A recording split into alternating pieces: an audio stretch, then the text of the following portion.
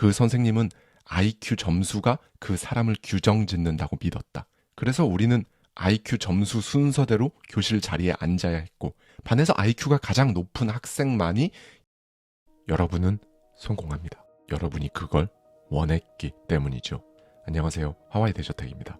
여러분, 원하는 삶을 사는 사람과 그렇지 않은 사람, 이 두 사람의 차이를 만드는 건 과연 무엇일까요?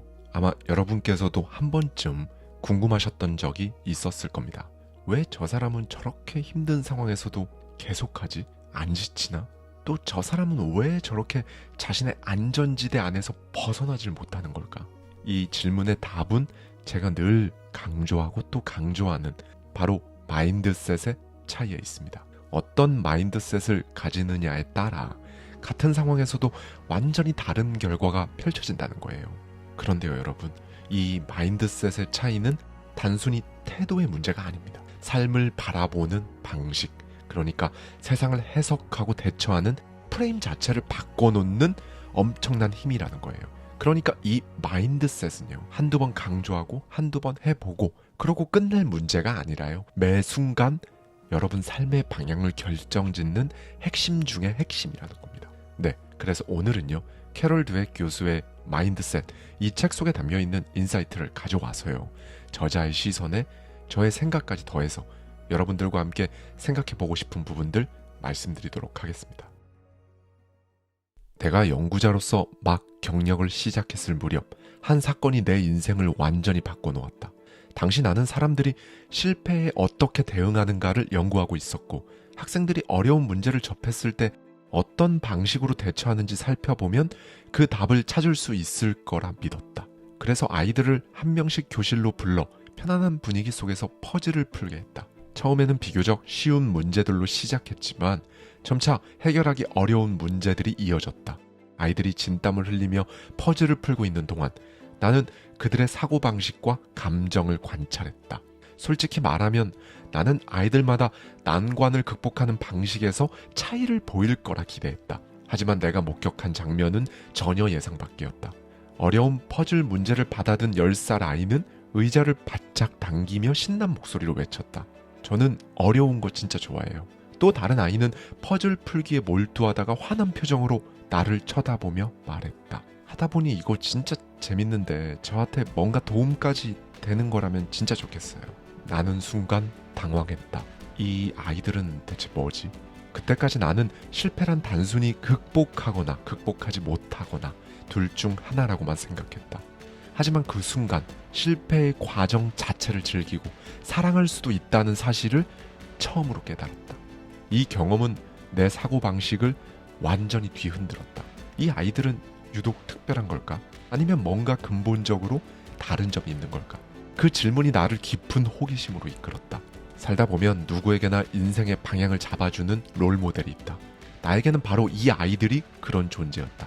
아이들은 내가 알지 못했던 중요한 무언가를 알고 있었고, 나는 그 비밀을 밝혀내야겠다고 결심했다. 그것은 실패를 성장의 기회로 바꿀 줄 아는 힘, 바로 마인드셋이었다. 그렇다면 그 아이들은 무엇이 달랐을까? 그들은 단순히 노력만 강조하는 게 아니었다. 지적 능력을 포함한 인간의 모든 자질은 노력하면 성장할 수 있다는 믿음을 갖고 있었다. 그 믿음이야말로 그 아이들을 더 똑똑하고 강하게 만든 원동력이었다. 더 흥미로운 점은 아이들이 실패를 두려워하거나 낙담하지 않았다는 것이다. 좀 더 정확히 말하면 그들은 자신이 실패하고 있다는 생각조차 하지 않았다. 오히려 실패를 통해 배우고 성장하고 있다는 사실을 스스로 명확히 인식하고 있었다. 반면 그 당시에 나는 인간의 재능이라는 건 마치 돌에 새겨진 문자처럼 변하지 않는 것이라고 믿고 있었다. 똑똑하거나 아니면 똑똑하지 않거나 둘 중 하나라고 생각했고, 실패는 곧 똑똑하지 않음을 의미한다고 여겼다. 이러한 관점은 단지 내 개인적인 생각에 그치지 않았다. 인간의 능력이 성장 가능한 것인지 아니면 고정불변한 것인지는 오랜 세월 동안 학계의 뜨거운 논쟁거리였다. 그렇다면 만약 인간의 지능이나 재능이 타고난 특성이 아니라 개발하고 발전시킬 수 있는 것이라면 이 사실은 우리에게 어떤 의미가 있는 걸까? 이 질문은 단순한 호기심을 넘어 우리의 교육 방식, 성장 과정, 그리고 삶의 태도까지 근본적으로 다시 생각하게 만드는 중요한 문제였다. 하지만 이 질문에 답하기 앞서 인간 본성에 대한 오랜 논쟁을 먼저 살펴볼 필요가 있다. 이 논쟁은 우리가 가진 믿음과 사고방식의 뿌리를 이해하는데 아주 중요한 단서를 제공하기 때문이다. 태초부터 사람들은 서로 다르게 생각하고 행동했으며 각기 다른 능력과 개성을 지녀왔다. 그러다 어느 순간 누군가는 이런 질문을 던졌을 것이다. 왜 사람들은 서로 다를까? 왜 어떤 사람은 더 똑똑하고 어떤 사람은 더 도덕적이지? 사람들을 다르게 만드는 근본적인 이유는 뭘까? 이 질문에 대해 전문가들의 의견은 극명히 갈렸다. 한쪽에서는 인간의 차이가 특정한 신체적 조건에 의해 결정된다고 주장했다. 이들은 두개골의 형태나 크기, 모양과 같은 생물학적 특성이 인간의 능력을 좌우한다고 보았다. 오늘날에는 이 주장이 유전자 차이라는 형태로 확장되었다.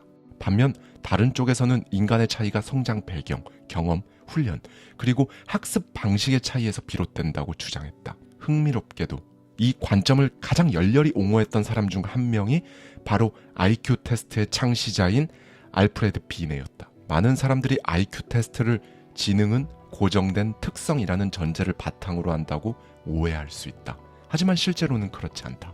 20세기 초 프랑스 파리에 거주하던 비네는 IQ 테스트를 설계했다. 그러나 그의 목적은 단순히 지능을 측정하려는 데 있지 않았다.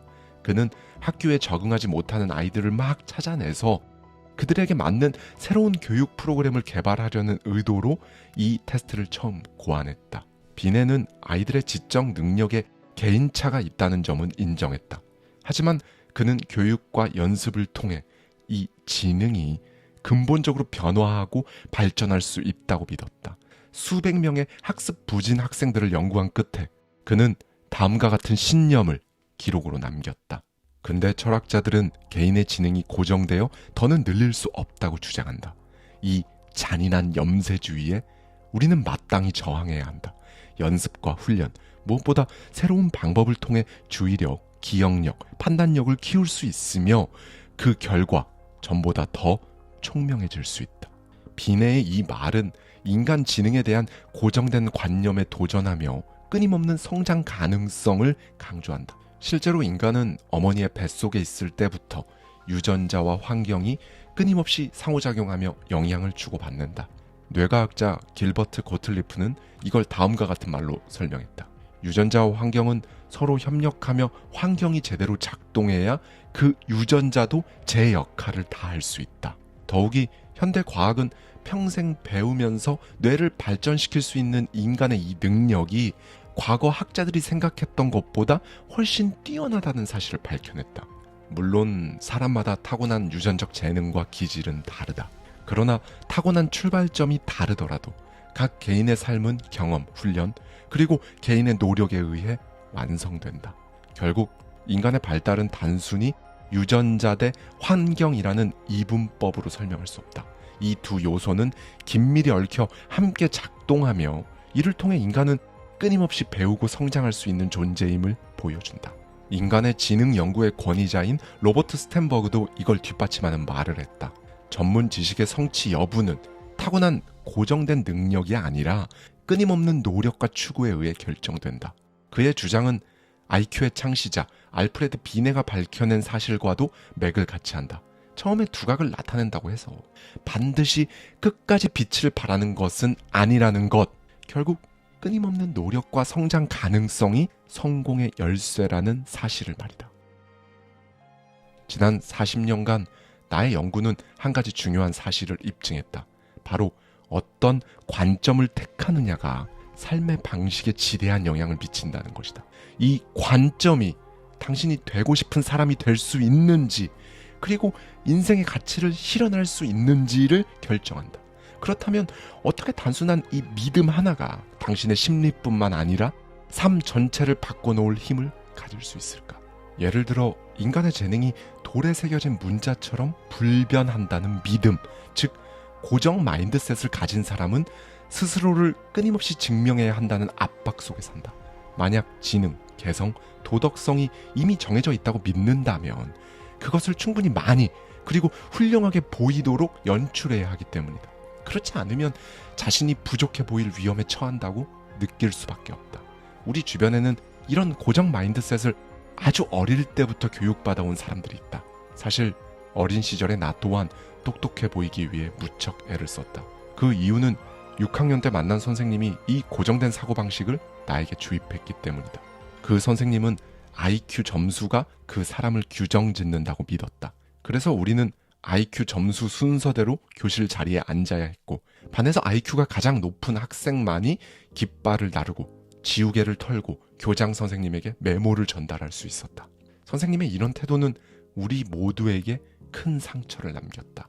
똑똑해 보일 것, 바보같이 굴지 말 것이라는 잘못된 목표를 강요받았고, 이 목표는 공부의 즐거움과는 거리가 멀었다. 선생님이 숙제를 내줄 때나 내 이름을 부를 때마다 내 존재 자체가 위협받는 것 같은 기분이 들었다. 이런 상황에서 누가 공부의 즐거움이나 성장을 진정으로 경험할 수 있을까? 나는 일생 동안 내 스스로를 증명해야 한다는 소비적인 목표에 갇힌 사람들을 정말 수없이 만나왔다. 그들은 교실뿐만 아니라 직장에서, 심지어 인간관계에서조차 그 속박에서 벗어나지 못했다. 그들은 마주하는 모든 상황에서 자신의 지성, 개성 혹은 인격에 대한 확인을 얻으려고 애를 썼다. 결과적으로 모든 상황은 곧 평가의 대상이 되고, 삶은 즐거움과 성장이 아닌 끊임없는 평가와 비교의 연속이 되고 만다. 나는 성공할까? 아니면 실패할까? 현명해 보이나? 아니면 바보같이 보이나? 내 의견이 받아들여질까? 아니면 묵살당할까? 나는 승리자로 우뚝 설까? 아니면 패배자로 남을까? 이런 질문은 우리 모두에게 익숙하다. 우리가 사는 세상은 지성, 개성, 인격에 큰 차이를 두기 때문이다. 그렇기에 이러한 재능을 중요하게 여기는 것은 당연해 보인다. 하지만 이런 재능을 평생 짐처럼 짊어질 필요는 없다. 또 다른 관점, 즉 성장 마인드셋을 통해 별것 아닌 패로 엄청난 카드를 가진 것처럼 자신을 속이지 않아도 되는 자유를 얻을 수 있기 때문이다. 이 성장 마인드셋은 우리가 가진 재능이 단지 성장을 위한 출발점일 뿐이며, 노력, 전략, 그리고 타인의 도움을 통해 얼마든지 발전시킬 수 있다는 믿음에 기반을 두고 있기 때문이다. 그렇다. 재능이나 적성, 관심사와 기질은 사람마다 다를지라도 누구나 응용과 경험의 과정을 통해 변화하고 성장할 수 있다는 것이다. 한 개인의 진정한 잠재력은 미리 파악할 수도 완전히 예측할 수도 없다. 따라서 열정과 노력, 훈련을 거친다면 어떤 성과를 낼지 그 누구도 알 수 없고 결코 단정 지을 수 없다. 예를 들어 찰스 다윈과 레프 톨스토이도 어린 시절에는 그저 평범하거나 심지어 특별할 것 없어 보이는 아이로 여겨졌다. 다윈은 학교에서 평범한 수준의 학생이라는 평가를 받았고, 톨스토이는 대학 입학 시험에서 낙제하며 학업에 흥미가 없는 아이로 비춰졌다. 그러나 가장 정말 중요한 재능은 개발 가능하다는 믿음에서 시작된다. 이 믿음은 다윈과 톨스토이 같은 사람들에게 단순히 가능성의 문을 열어준 것이 아니라 그 문 너머로 나아가게 하는 강렬한 열망과 동기를 제공했다. 이렇게 성장 마인드셋은 학습에 대한 열망을 불러일으키며 이를 통해 놀라운 변화를 이끌어낸다. 그런데도 우리는 왜 자신이 얼마나 위대해질 수 있을지, 언제 더 나아질 수 있을지를 끊임없이 증명하려는데 시간을 낭비하는 걸까? 성장 마인드셋을 가진 사람은 결과에 지나치게 연연하지 않는다. 설령 결과가 신통치 않더라도 새로운 경험에 자신을 기꺼이 내던진다. 이러한 태도는 스스로를 도전과 배움의 과정에 몰입하도록 만든다. 결국 성장 마인드셋은 단순한 사고방식 차원이 아니다. 그것은 삶을 대하는 태도이자 자신을 끊임없이 변화와 도전의 가능성 속으로 밀어넣는 강력한 내적 힘이다. 지금 당신이 마주하고 있는 것은 한계가 아니라 잠재력이다. 절대로 스스로를 어디에 증명하려고 애쓰지 마라. 대신 당신 스스로를 초월하라. 당신을 가로막는 건 실패가 아니라 변화에 대한 두려움이다. 그렇다면 당신의 마인드셋은 성장형인가 아니면 고정형인가? 다음은 지능에 관한 4가지 문장이다. 평소 당신의 생각과 가장 가까운 문장을 선택해보자. 1. 나의 지능은 타고난 것이며 거의 변하지 않는다고 생각한다. 2. 새로운 것을 배울 수는 있지만 지능 자체를 근본적으로 바꿀 수는 없다고 생각한다. 3. 지능 수준에 관계없이 노력하면 언제든 크게 발전할 수 있다고 믿는다. 4. 언제나 내 지능 수준을 변화시킬 수 있다고 믿는다. 1번과 2번은 고정 마인드셋을, 3번과 4번은 성장 마인드셋을 나타낸다. 당신의 믿음은 어느 쪽에 더 가까운가? 물론 중간 어딘가에 속할 수도 있지만 대부분의 사람은 한쪽으로 더 기울어지는 경향이 있다. 사람들은 지능뿐 아니라 정말 다양한 능력에 대해 특정한 성향을 가진다. 예를 들어 지능을 예술적 재능, 운동 능력, 사업 수완으로 바꾸어 같은 질문을 던져봐도 좋다. 이어서 개성과 인성에 관한 다음의 문장들을 듣고 당신의 생각과 가장 가까운 문장을 선택해보자. 1. 나는 특정한 부류의 사람이며 다른 부류의 사람으로 변할 수 있는 방법은 거의 없다고 생각한다. 2. 내가 어떤 부류의 사람이든지 언제든 변할 수 있다고 생각한다. 3. 나는 일을 다른 방식으로 처리할 수는 있지만 정말 중요한 부분은 근본적으로 바뀌지 않는다고 믿는다. 4.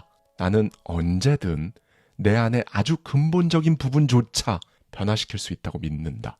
눈치챘겠지만 1번과 3번은 고정 마인드셋을, 2번과 4번은 성장 마인드셋을 나타낸다. 당신은 어느 쪽에 더 가까운가? 고정 마인드셋은 남들로부터 어떻게 평가받을지에 대해 더 신경 쓰게 하고, 성장 마인드셋은 얼마나 개선될 수 있는지에 집중하게 만든다. 당신이 외국어를 배우기로 결심하고 학원에 등록했다고 상상해보자.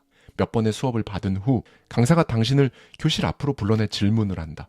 그 순간 당신의 반응은 당신이 가진 마인드셋에 따라 완전히 달라진다. 만약 당신이 고정 마인드셋을 가졌다면 그 자리에 선 당신은 마치 시험대에 오른 것처럼 느껴질 것이다. 모든 학생들의 시선이 당신에게 집중되고, 틀리면 어떡하지? 나를 이상하게 생각하면 어쩌지? 이런 부정적인 생각이 당신을 압도할 것이다. 손에 땀이 차고 심장이 쿵쾅거리며 긴장감이 당신을 짓누른다. 결과적으로 당신은 스스로를 이렇게 속일지도 모른다. 나는 원래 이런 건 잘 못해. 그러나 진실은 무엇인가? 당신이 배움과 성장의 기회를 스스로 차단한 것뿐인데, 반대로 당신이 성장 마인드셋의 소유자라면 같은 상황에서 이렇게 생각할 것이다. 나는 초보자다. 실수를 하더라도 괜찮아. 그래서 여기에 있는 거고, 배움의 목적을 다시 떠올리며 스스로를 다독일 것이다. 당신을 평가하는 그 순간이 아니라 새로운 것을 배우는 하나의 과정일 뿐이다. 실수를 두려워하지 않게 된다면 당신은 오히려 그 실수에서 배울 것이다. 실패가 부끄러운 것이 아니라 성장으로 가는 필수적인 과정임을 깨닫게 된다. 이렇게 성장 마인드셋은 당신을 더 나은 방향으로 이끌어준다. 당신은 자신의 마인드셋을 바꿀 수 있다. 이 말은 단순한 격려가 아니다. 이 말은 당신의 가능성을 해방시키는 강력한 선언이며 지금까지 스스로 제안해온 모든 장벽을 무너뜨릴 열쇠다. 당신이 고정된 성격, 한계가 정해진 능력, 타고난 재능의 틀 안에 갇혀 있다고 느낀다면 이제 그 생각을 바꿔야 할 때다. 생각해보라. 성장하지 않는 나무는 결국 말라 죽는다. 흐름이 막힌 물은 썩는다. 우리가 살아있다는 것은 곧 변화할 수 있다는 것이며 그 변화는 언제나 당신의 생각에서 시작된다. 정치학자 벤저민 바버는 이렇게 말했다. 세상은 강자와 약자 또는 승자와 패자로 나뉘지 않는다. 다만 배우려는 자와 배우지 않으려는 자로 나뉠 뿐이다. 원래 모든 인간은 강한 학습 욕구를 가지고 태어난다. 아기들은 매일 최선을 다해 자신의 능력을 발휘하며 가장 어려운 기술인 걷기와 말하기조차 배우려고 노력한다. 또 아기들은 실패를 두려워하지 않는다. 넘어지고 다시 일어나고 다시 시도한다. 포기라는 단어는 그들의 사전에 없다. 그저 앞으로 나아가기 위해 모든 열정을 쏟을 뿐이다. 하지만 이 넘치는 열정을 가로막는 것이 있다. 바로 고정 마인드셋이다. 스스로를 평가할 나이가 되면서 도전을 두려워하기 시작한다. 내가 실패하면 어떡하지? 똑똑하지 않게 보이면 어떡하지? 이런 걱정이 배우려는 마음 그 자체를 방해한다. 수천 명의 사람들을 미취학 시절부터 성인이 될 때까지 관찰하고 연구하면서 배울 수 있는 기회를 스스로 거부하는 모습을 수도 없이 보았다. 예를 들면 이런 것이다. 홍콩 대학에서는 모든 것이 영어로 진행된다. 수업도, 교재도, 시험도 영어로 이루어진다. 하지만 신입생 중 일부는 영어가 유창하지 않다. 그들에게 영어는 대학 생활의 필수 과제이자 해결해야 할 큰 도전이었다. 우리는 영어가 부족한 학생들에게 중요한 질문을 던졌다. 영어 실력을 향상시키기 위한 특별 강좌를 열면 수강할 의향이 있나요? 그리고 동시에 다음 두 가지 문장 중 어느 쪽에 동의하는지 물었다. 지능은 타고난 것이며 거의 바꿀 수 없다. 지능은 언제든 향상시킬 수 있다. 이 과정을 통해 학생들의 마인드셋을 파악할 수 있었다. 고정 마인드셋을 가진 학생들은 첫 번째 문장에 동의했고, 성장 마인드셋을 가진 학생들은 두 번째 문장에 더 공감했다. 그 다음 누가 영어 강좌를 수강하려 했는지 살펴보았다. 성장 마인드셋을 가진 학생들은 강하게 수강 의사를 밝혔다. 그들은 기회를 놓치지 않으려 했다. 반면 고정 마인드셋을 가진 학생들은 큰 관심을 보이지 않았다. 그들은 자신의 약점을 드러내는 것을 두려워하며 결국 도전을 피했다. 이러한 선택의 결과는 장기적으로 큰 차이를 만들어냈다. 성장 마인드셋을 가진 학생들은 영어 실력을 키우고 대학 생활의 어려움을 점차 극복해 나갔다. 반면 고정 마인드셋을 가진 학생들은 단기적으로는 자신의 약점을 감추며 마음의 안정을 찾았을지 몰라도 장기적으로는 대학 생활 전체가 위태로워졌기 때문이다. 배움의 기회를 포기한 그 선택이 결국 그들의 가능성을 제한했기 때문이다. 이 모든 과정은 고정 마인드셋이 배우지 않으려는 사람을 만들어내는 모습을 보여준다. 도전은 불편하고 실패는 고통스러울 수 있다. 그러나 성장과 성공은 그 불편함과 고통을 기꺼이 감수한 사람에게 주어진다. 원래 그렇다. 결국 당신이 앞으로 어떤 삶을 살지는 하나의 질문으로 귀결된다. 나는 배우려는 사람인가? 아니면 배우기를 포기한 사람인가? 이 마인드셋은 노력이라는 단어의 의미도 새롭게 정의한다. 어렸을 때 우리는 이 이야기를 들으며 선택의 기로에 서 있었다. 재능은 있었지만 변덕스러운 토끼, 느리지만 꾸준한 거북이. 그 우화는 결론부터 정해져 있었다. 느릿느릿해도 꾸준히 노력하면 경주에서 이긴다. 하지만 정말로 거북이가 되고 싶은 사람이 있을까? 아니, 솔직히 말하면 우리는 바람처럼 빠르면서도 더 전략적인 토끼가 되고 싶을 뿐이다.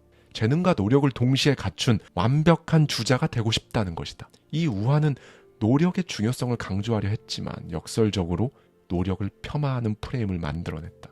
즉, 노력은 거북이처럼 재능이 없는 사람들이나 하는 것이다.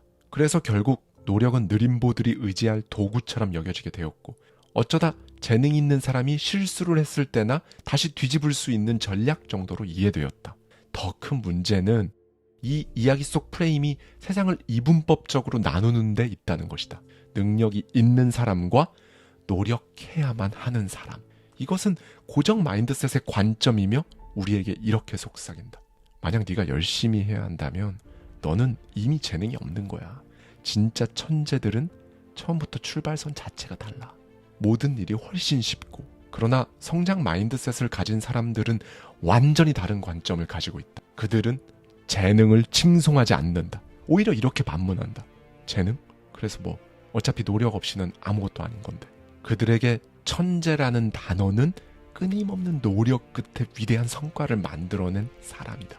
재능은 시작일 뿐 결과를 만드는 것은 오직 부단한 노력이라는 것이다. 재능과 노력은 대립되는 것이 아니다. 노력은 재능을 완성시키는 마지막 조각이며 성장은 바로 그 노력을 통해 이루어진다. 아무리 뛰어난 능력을 가지고 있어도 그 능력을 성과로 이어지게 만드는 건 바로 노력의 힘이다. 이제 더 이상 세상을 토끼와 거북이의 싸움으로 보지 말아야 한다. 우리는 재능과 노력을 조화롭게 결합한 완전히 새로운 주자가 되어야 한다. 결국 중요한 것은 하나다. 노력은 약자의 무기가 아니라 강자를 만들어내는 가장 강력한 도구다.